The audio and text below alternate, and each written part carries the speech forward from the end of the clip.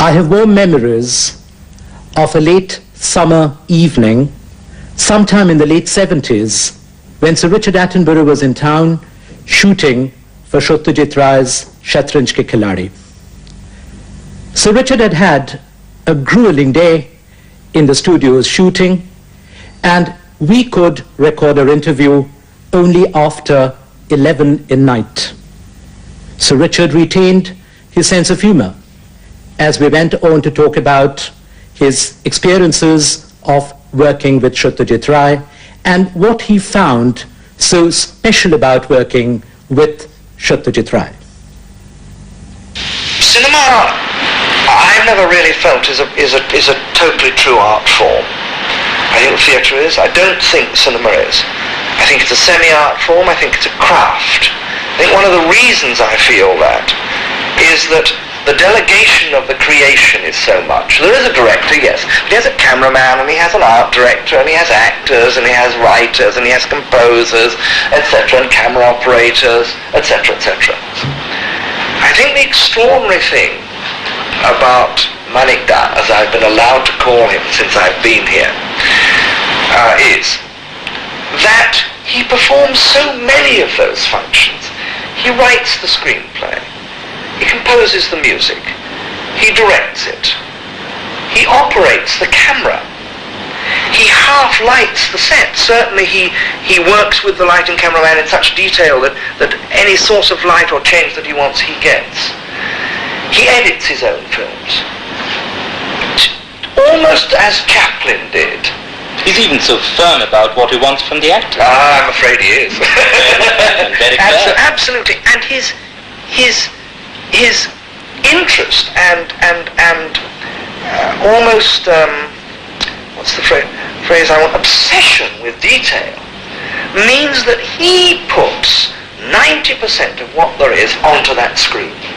Soon after, we were shooting a longer interview with Satyajit Ray on 25 years of rich filmmaking. This was the first time he agreed to give a long interview to the Doordarshan in India. And as usual, as with all his work in cinema, he was so concerned about it that the producer, Debhash Chakraborty, and I spent long hours, about 3 long sessions with him, discussing the nitty-gritty of the program, every little detail, every little element that he and we wanted to bring into the interview.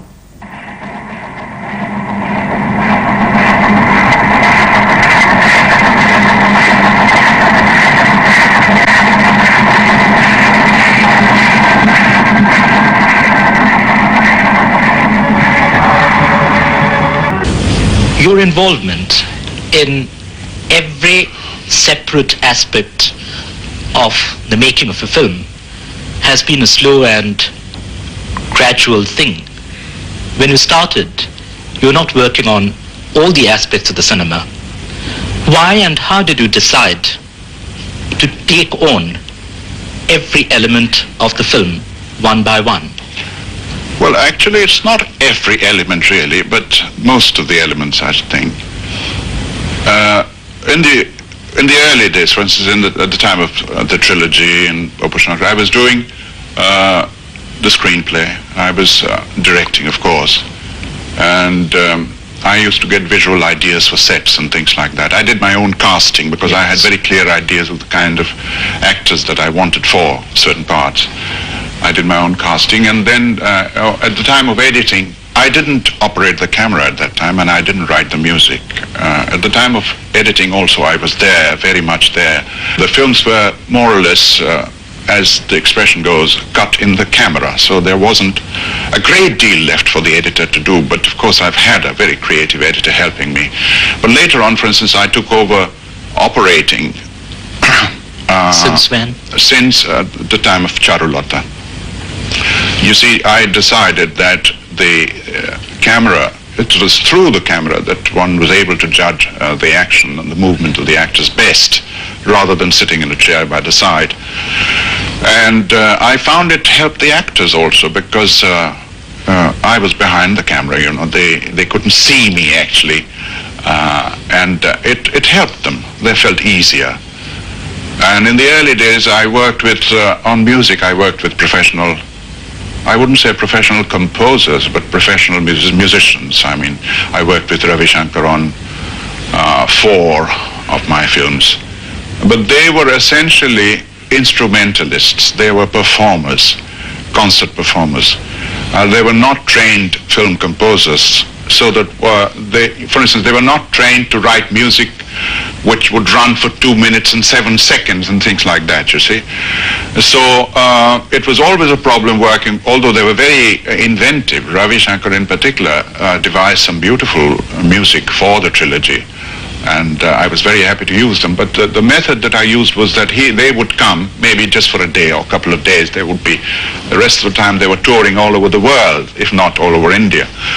And they would be available for, let us say, 2 days or 3 days, in which time they would probably have one look at the film. Not even the whole film. For instance, Ravi Shankar saw only half of Pathimachali. And they would write certain specific pieces. And the rest of the time, I was interested more in using their instruments.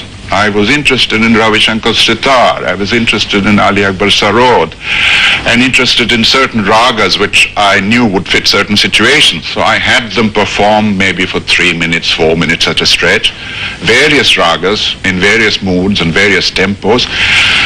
And later on, it meant a tremendous lot of work in the cutting room for me, trying to fit the music with the scenes. So finally, in around 1960, at the time of Teen Konna,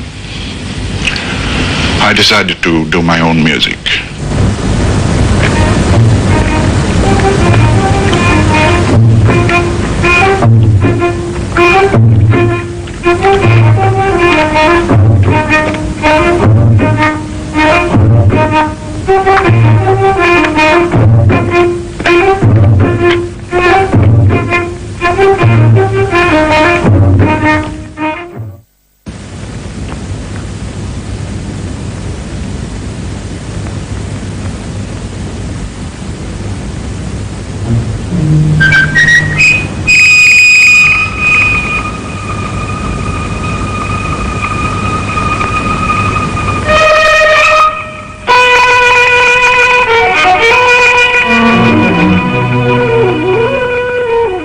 Has the change or the variety of themes which I've adopted later been also a factor in this choice that you have to rely on your own music? In the earlier films, for example, you had more of a freedom, more of a going back into the romantic world of the village. And later on you have been concerned with other forms and other sorts of experiences. Yes, that is true, because more and more I felt that I needed, for instance, when you are doing a theme which is concerned with urban, the contemporary urban society, you can't use conventional classical Indian music instruments like the sitar and sarod. They just don't go with the theme. So I decided to use a combination of Western and Eastern instruments, and I had always been interested in Western music, and I was also familiar with the Western style of notation. So I decided, and since I was getting too many ideas of my own, it's not always very satisfactory to have to dictate great musicians like Vilayat Khan and Ali Akbar. And it threatened our friendship on a personal level, so I decided to do it on my own. And now more and more I use less and less music, I find, because I can use the mixing facilities have improved, and I can use a more creative soundtrack whereby one can use actual sounds almost as you use music to suggest moods and things like that. Would you give some instances, or maybe one instance of what you call this creative use of sound in your recent works? Something that has for instance, in a city story, you can use in a Calcutta story in John Oronno, actually the city itself provided the noise of traffic and that sort of thing, and it's provided the mood building soundtrack, you know.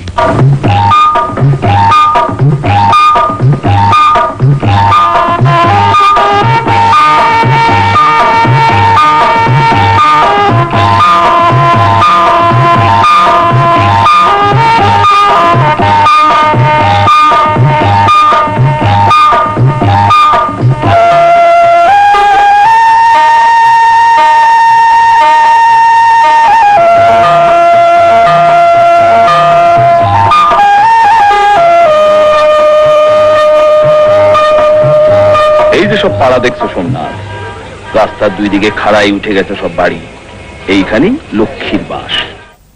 In Oshani Sanket, which one could well have used folk music in abundance, but I prefer to use bird noises, I prefer to use the sound of dhenki, Right. that sort of thing, and I prefer to use wind noises and other extraneous. I used one particular bird, the woodpecker, which I recorded. I was lucky to be able to record one. And it comes at a very crucial point when Moti dies. At that point, when she is lying on the ground with her eyes, staring eyes, and hold the Moti? camera for about 5, 6, 7 seconds on that face, we can hear the woodpecker going, which is a very shrill, rather alarming kind of, rather eerie sort of sound. And I felt that the use of music would sentimentalize the scene, so I decided to use this, which was also a realistic sound, as well as a kind of a stylization of Symbolic sound. also at a certain level. At one time, your films were associated with actors that you had discovered and molded for your films. But you have actually dealt with all sorts of actors, with old professionals, veterans, newcomers, artists that you have discovered, children, even animals in certain cases. Well, actually, I started using professionals fairly early on, if you remember, because after Pathir Pachale and Aparijito came Parashpathar and You had Jalsaghar. Tulsi Chakraborty So and I Chobi had Vishwas. used Tulsi Chakraborty and I had used Chobi Vishwas. Chobi Vishwas was a very, very special case because he was really a very, very big professional actor at that time, probably the biggest character actor on the Bengali screen of that period. And I had some problems in the early stages, like for instance in Jalsaghar, in the portions which show him as a young man, he insisted on doing his own makeup. Newcomer, comparative newcomer, and being new to Chobi Vishwas, I couldn't do anything about it. So all that portion which shows him as a young man remains a very theatrical sort of makeup. That stays in the film as a blemish.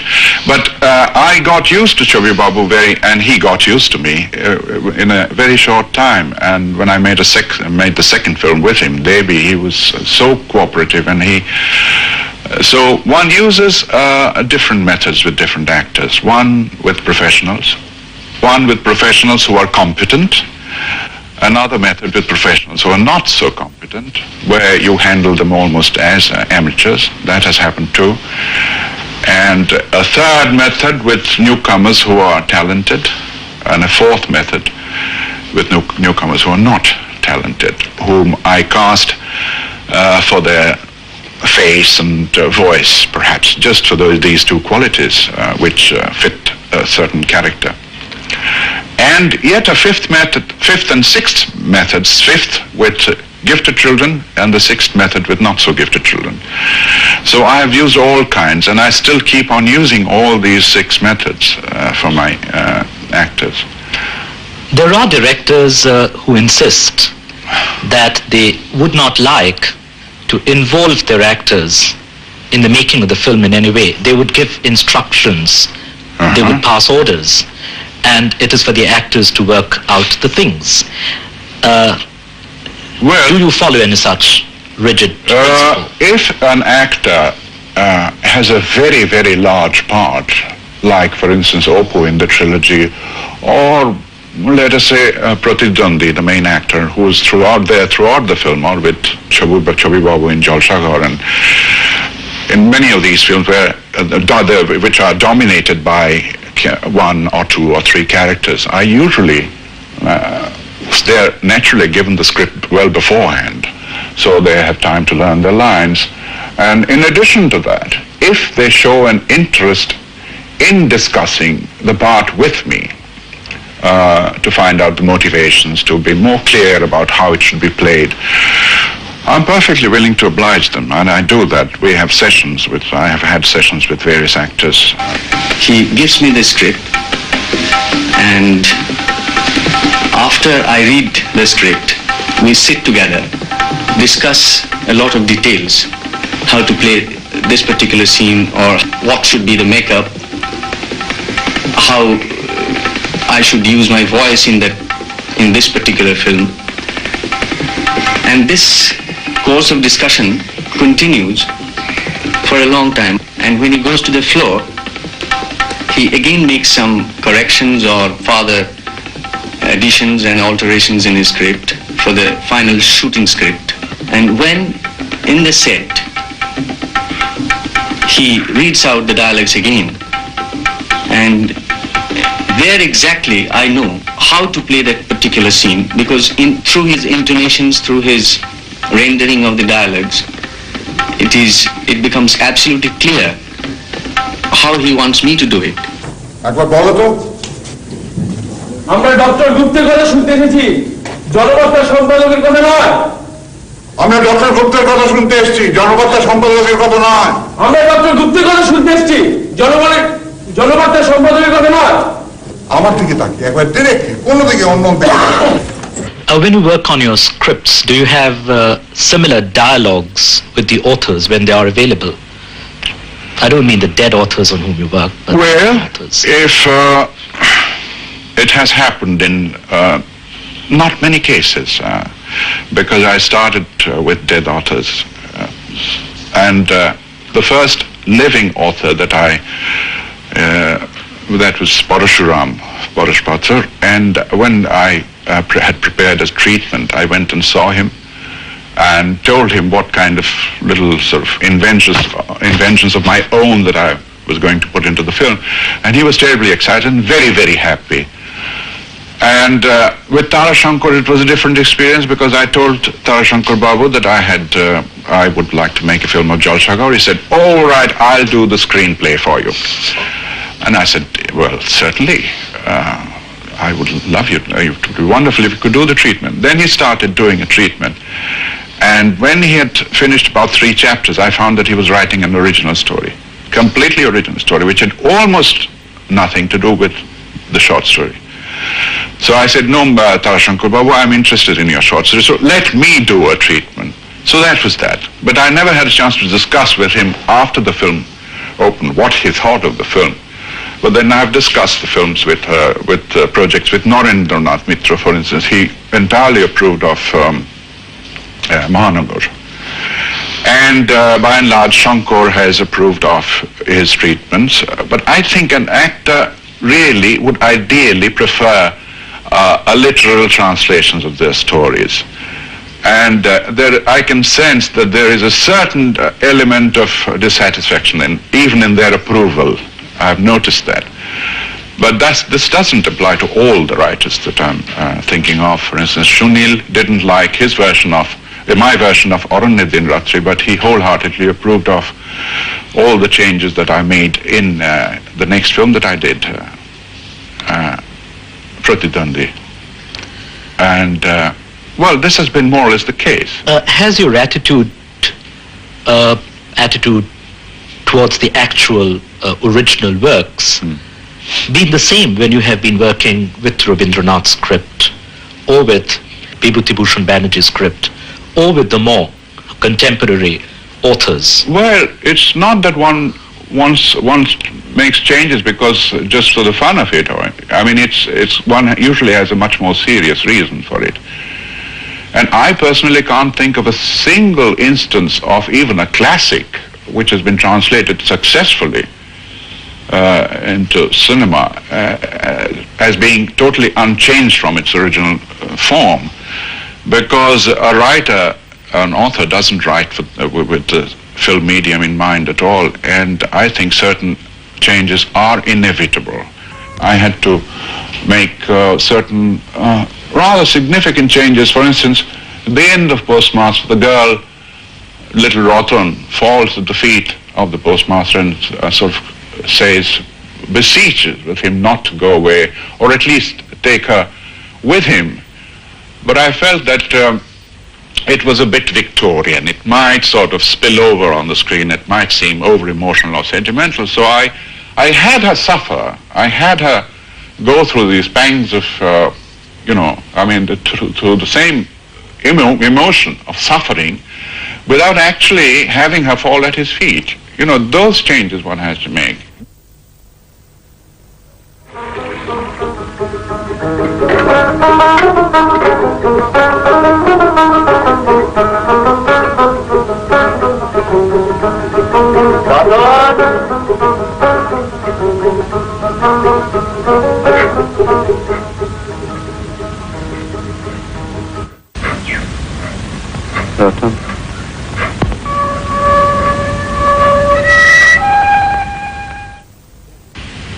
Environments have played a very large and significant part in your films, and in certain cases you have made the environments yourself. In other cases you have found out environments, chosen environments, and worked there. But all through you have paid a very great attention to the fact of the environment, the reality, the impact of the environment. How have you actually tried to build your environments? Gone out of your, starting from a story, starting from a theme, and making a choice of your environment. You have not been controlled or limited, I have noticed, within any rigid law that you would work only in exteriors or only in the studio. No, for instance, there are certain things that are dictated by circumstances. For instance, when one makes a film about contemporary Calcutta, one should ideally shoot on location in actual interiors. And this is something which happens abroad all the time, because nowadays, for instance, the new wave people, all the French directors, they have practically stopped building sets. They all work on location in actual interiors, apartment interiors, out in the streets. But the environment there is different. Here, shooting on location in a city, urban location, can be hell, absolutely. I have had this experience many, many times.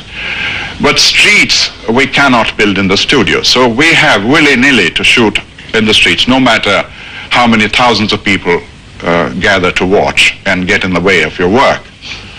But interiors, I find, because in order to avoid the problem, the problem of dubbing, of post-synchronizing the dialogue, which I always find is a very mechanical process, I prefer to build interiors in the studio, because I think I have sufficiently imaginative and clever art directors who will be able to simulate reality, and I have a sufficiently intelligent and mature cameraman to simulate actual lighting, available lighting.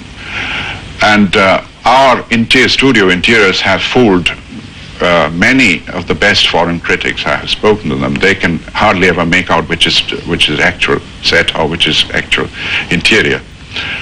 So this has been the case, and this is, as I told you, this is dictated by circumstances. But if a film is laid entirely on location, like for instance Kanchenjunga, which was planned to be shot in Darjeeling, and entirely outdoors, taking into account the changes of weather that takes place in Darjeeling, and the whole story, I spent a fortnight or so there and observed how the weather keeps changing there. And the whole story was planned to take into account of rising mists disappearing, and the sun coming out, the clouds covering the sun, and the gradual falling of light from 4 o'clock to 6 o'clock, which is the running time of the film. And even the changes of moods and the changes of tone were related. The changes of mood, this was a very special type of film where the changes of mood were dictated by the changes of actual atmospheric conditions. Good day, sir.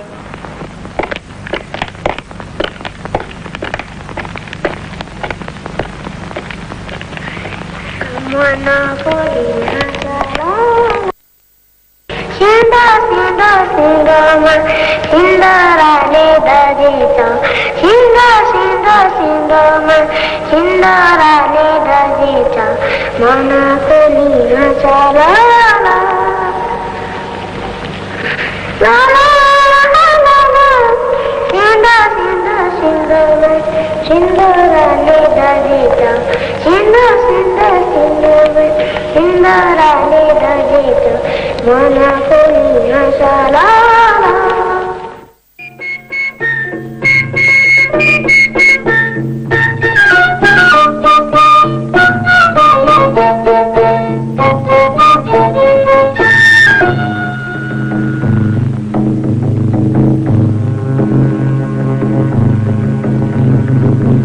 Jagadish, Banerjee, Banerjee, Manisha.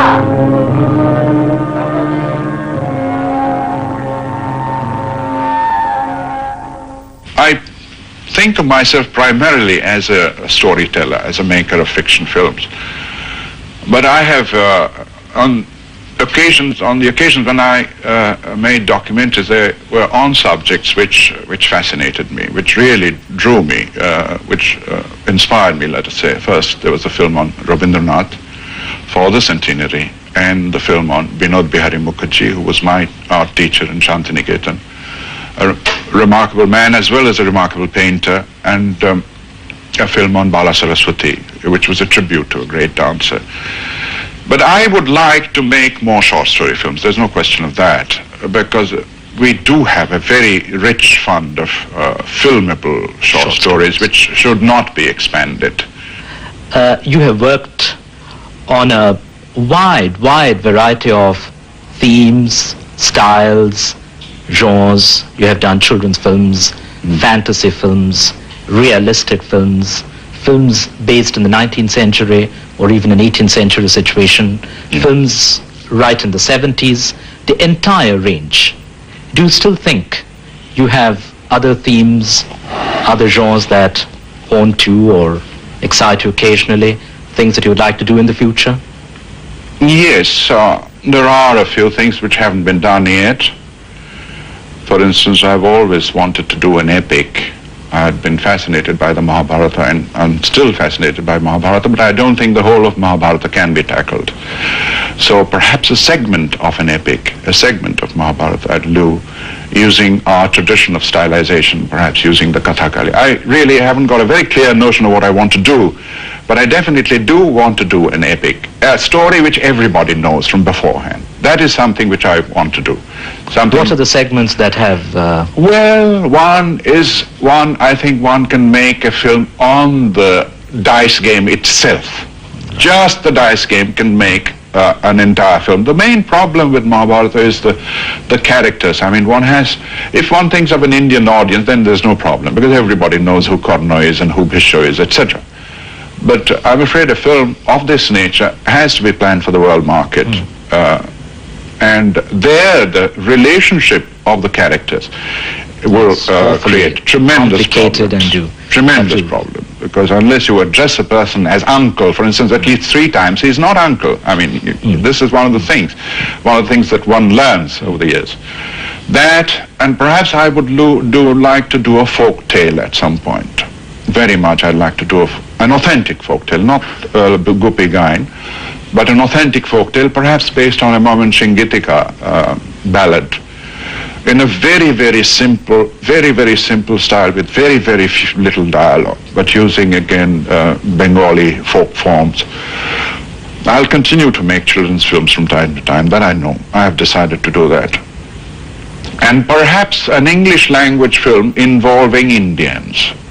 Because, you see, if you have people of different provinces getting together in a situation, English is the only lingo that they can use. And that kind of English language film, where the language itself would be used creatively, maybe one person will be very difficult, we're very sort of unvocal because of his lack of command of the language. Another would be very fluent, another would use a certain strong Indian accent. That sort of a situation. It's still very much at the back of my mind, but I don't know what.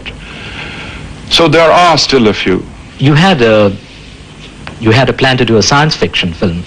Yes, indeed. I was forgetting about that. That I would very much like to do, but again, that is a question of resources, technical resources.